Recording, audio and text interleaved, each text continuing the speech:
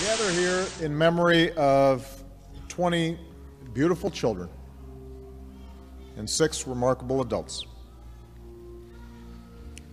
They lost their lives in a school that could have been any school, in a quiet town full of good and decent people that could be any town in America. Here in Newtown, I come to offer the love and prayers of a nation. I can only hope it helps for you to know that you're not alone in your grief. That our world too has been torn apart. That all across this land of ours, we have wept with you. We've pulled our children tight. And you must know that whatever measure of comfort we can provide, we will provide. As a community, you've inspired us, Newtown.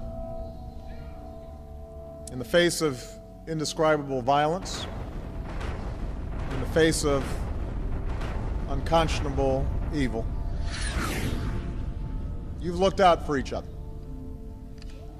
and you've cared for one another, and you've loved one another.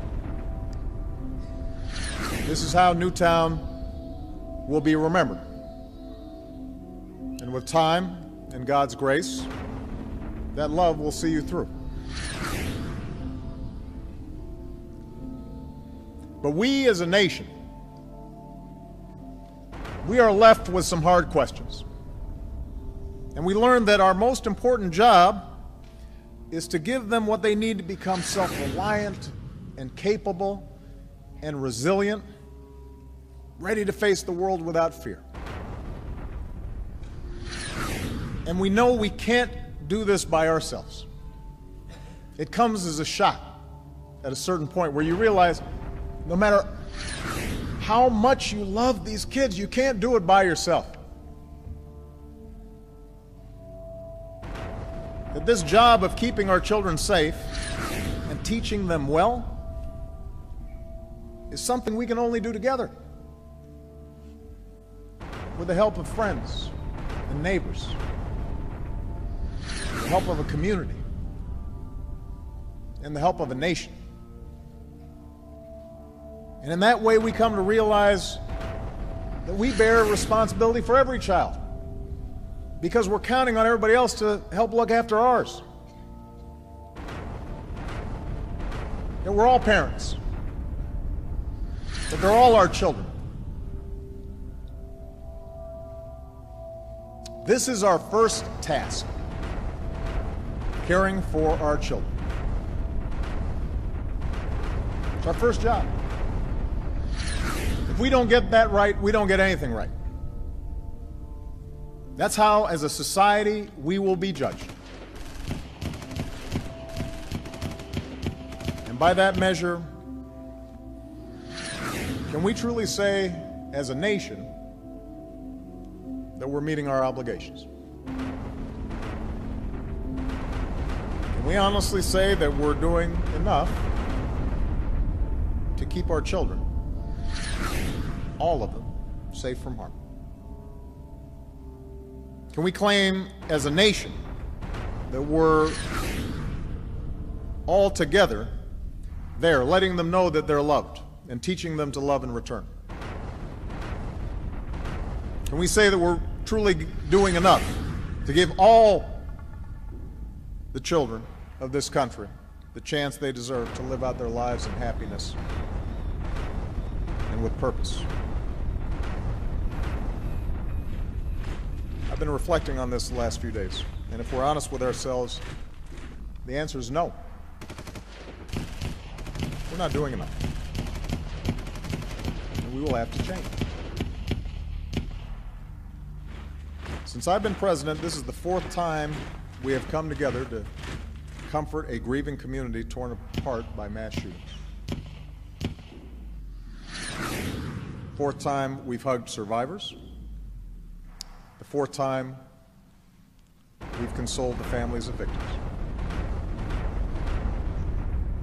And in between, there have been an endless series of deadly shootings across the country, almost daily reports of victims, many of them children, in small towns and big cities all across America. Victims whose, much of the time, their only fault was being in the wrong place at the wrong time. We can't tolerate this anymore.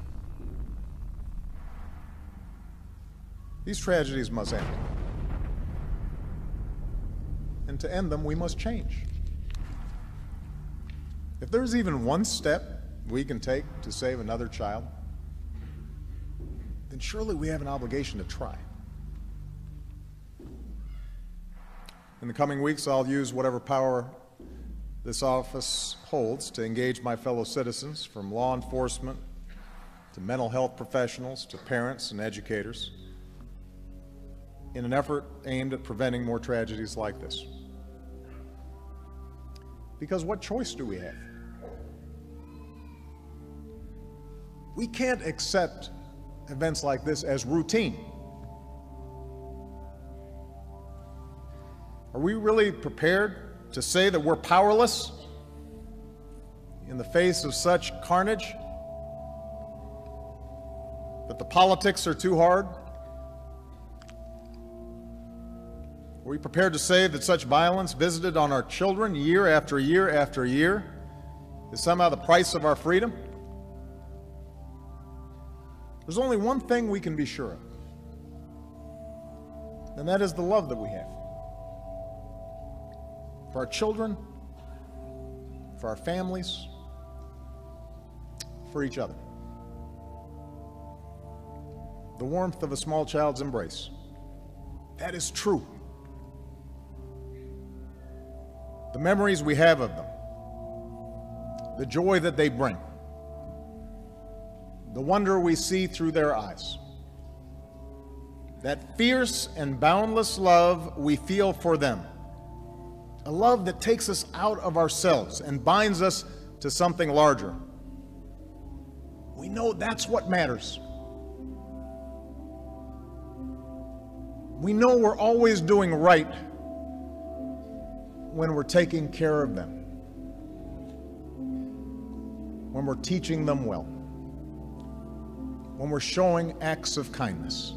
We don't go wrong when we do that. That's what we can be sure of.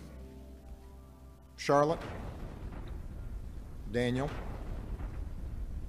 Olivia, Josephine, Anna, Dylan, Madeline, Catherine,